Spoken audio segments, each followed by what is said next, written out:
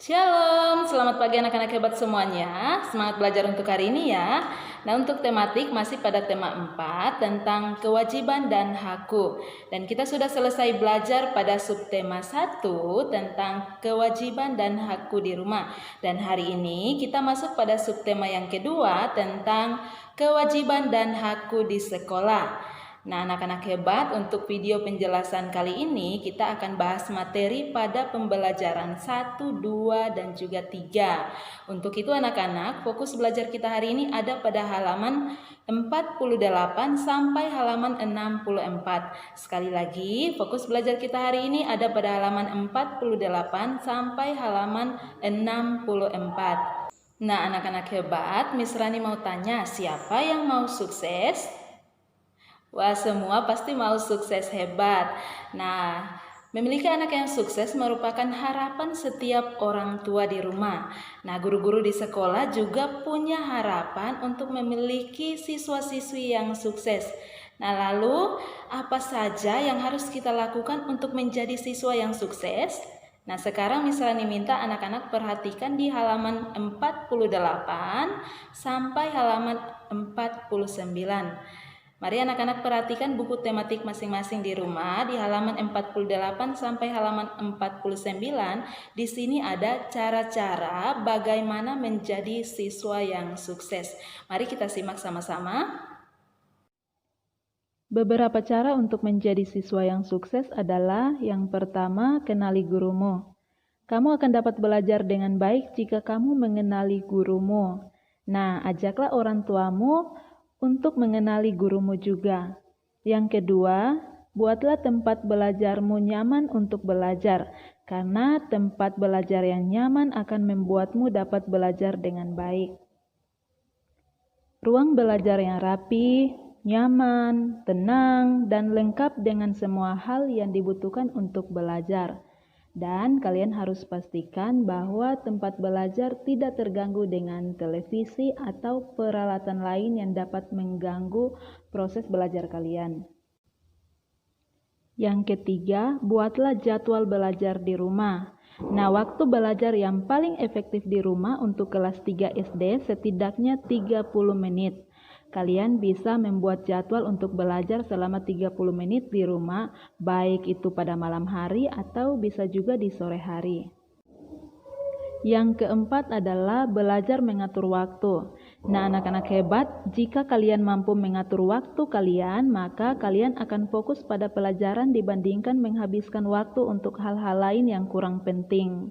Jadi, jika kalian mau menjadi anak yang sukses, kalian juga harus belajar mulai dari sekarang untuk mengatur waktu kalian di rumah.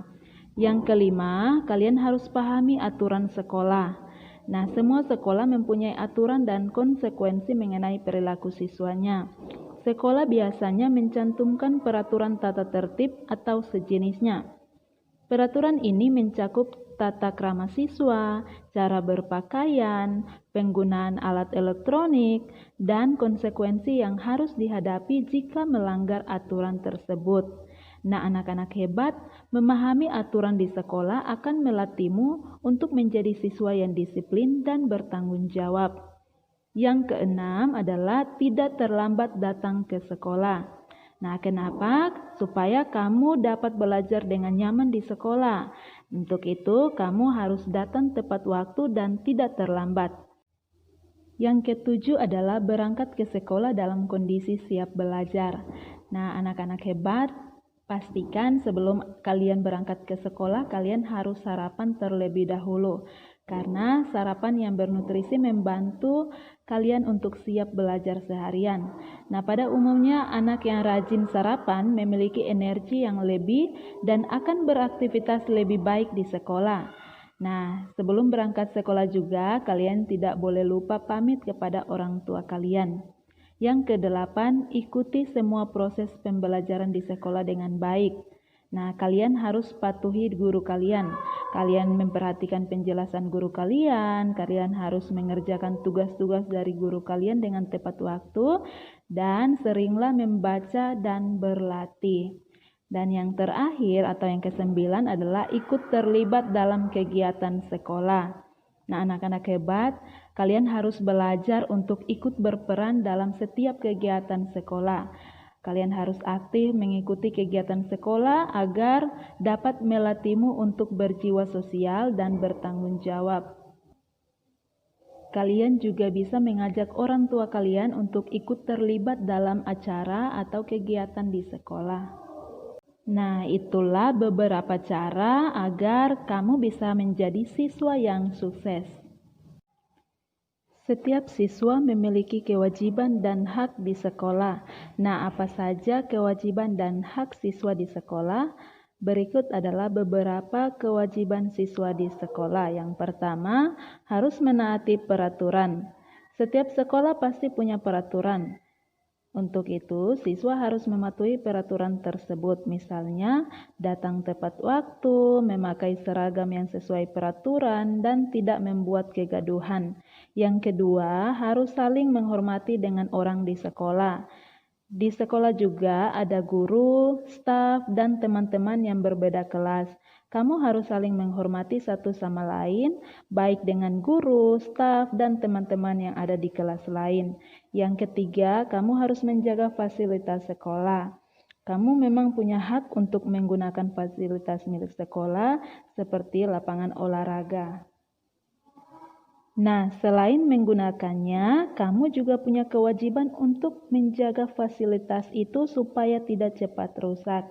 Nah, itulah beberapa kewajiban siswa di sekolah. Nah, ketika kalian sudah melakukan kewajiban kalian sebagai siswa di sekolah, maka kalian juga akan menerima hak-hak kalian di sekolah. Misalnya, yang pertama kalian mendapatkan materi pelajaran. Nah, anak-anak hebat, di sekolah kita mendapatkan ilmu melalui berbagai mata pelajaran. Jadi, jika kelasmu ada guru yang tidak datang, kamu berhak bertanya ke ruang guru dan meminta guru pengganti jika memungkinkan. Yang kedua, menanyakan pelajaran yang tidak dimengerti. Nah, anak-anak hebat, saat ada pelajaran yang tidak kamu mengerti, kamu berhak bertanya kepada guru yang bersangkutan. Yang ketiga adalah menggunakan fasilitas sekolah. Nah, di sekolah biasanya ada banyak fasilitas, salah satunya lapangan olahraga. Kamu berhak menggunakan lapangan olahraga yang ada di sekolah ketika mata pelajaran olahraga dimulai. Nah, itulah beberapa kewajiban dan hak kalian di sekolah. Nah, anak-anak hebat, sekarang Miss Rani minta kalian perhatikan buku kalian masing-masing halaman 51. Nah, di sini ada gambar Manda sedang membaca buku. Nah, kita perhatikan sama-sama. Waktu efektif belajar Manda di rumah adalah 30 menit. Nah, Manda biasanya belajar 2 kali sehari. Yang pertama pukul 16.30 sampai 17.00 atau jam setengah 5 sampai jam 5 tepat. Dan yang kedua adalah pukul 18.30 sampai 19.00 atau jam setengah 7 sampai jam 7 malam. Nah, dalam sekali belajar, Manda membaca buku dan 10 menit sisanya untuk berlatih. Jadi dalam waktu 30 menit, 10 menit terakhir Manda gunakan untuk berlatih. Misalnya berlatih menyelesaikan soal-soal. Nah, pertanyaannya adalah berapa lama Manda membaca buku? Nah, untuk menyelesaikan masalah tersebut, di sini Miss Rani sudah tuliskan kembali. Lama belajar Manda adalah 30 menit. Nah, Manda berlatih selama 10 menit. Jadi untuk mengetahui berapa lama Manda membaca buku, kita kurangi saja lamanya waktu belajar Manda dengan waktu berlatih. Jadi 30 dikurang 10. Nah, 30 kurang 10. Kita cari hasilnya sama-sama ya. 30 kurang 10. 0 kurang 0, 0. 3 kurang 1, 2. Jadi lamanya Manda membaca buku adalah 20 menit.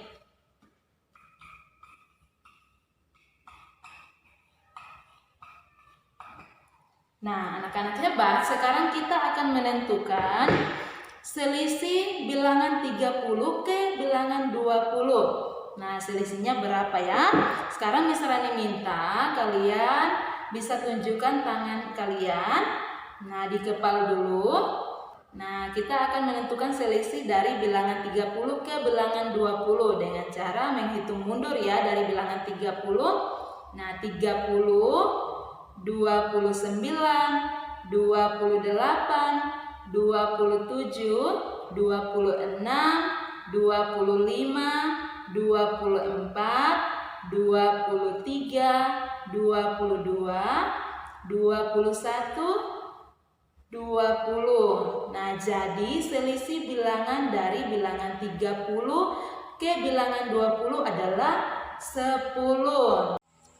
Oke anak-anak hebat, sekarang kalian perhatikan di sini. Kalau di video sebelumnya kita sudah belajar penjumlahan dua pasangan bilangan yang hasilnya sudah ditentukan. Nah, sekarang kita akan belajar tentang pengurangan dua pasangan bilangan yang hasilnya juga sudah ditentukan. Misalnya di sini sudah ada 7, hasilnya 7 dan kita akan menentukan bilangan berapa yang dikurangi dengan bilangan berapa, hasilnya adalah 7. Nah, di sini sudah ada pilihan bilangan-bilangan. Jadi anak-anak bisa memilih kira-kira bilangan berapa yang dikurangi dengan bilangan berapa, hasilnya adalah 7. Nah, sekarang di sini kira-kira bilangan berapa dikurang bilangan berapa, hasilnya 7?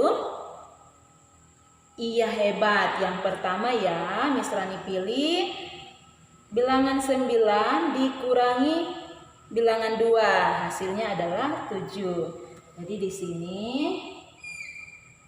9, di sini 2. 9 kurang 2, hasilnya 7. Nah, sekarang 9 sudah, 2 sudah. Nah, sekarang bilangan berapa lagi ya yang dikurangi, hasilnya 7?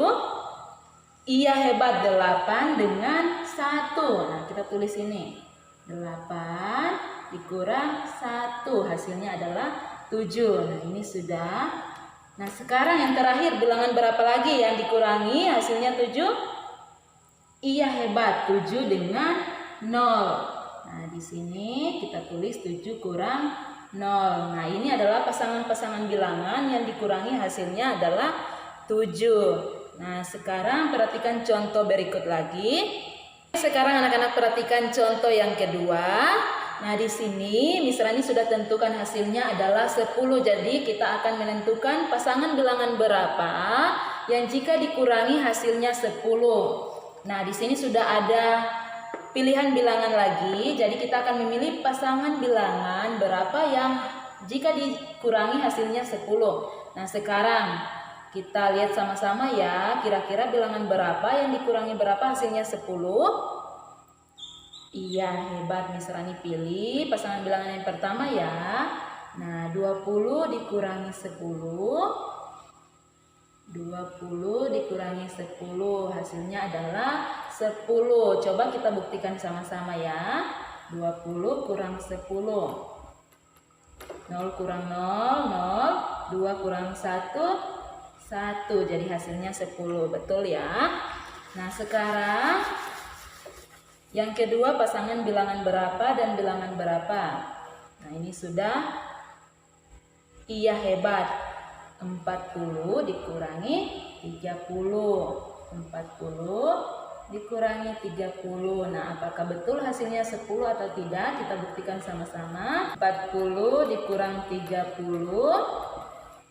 0 kurang 0, 0. 4 kurang 3, 1. Hasilnya adalah 10. Nah, sekarang yang terakhir. Kira-kira bilangan berapa lagi dikurangi bilangan berapa, hasilnya 10. Iya, hebat. Bilangan 55 dikurangi 45. Kita buktikan sama-sama ya.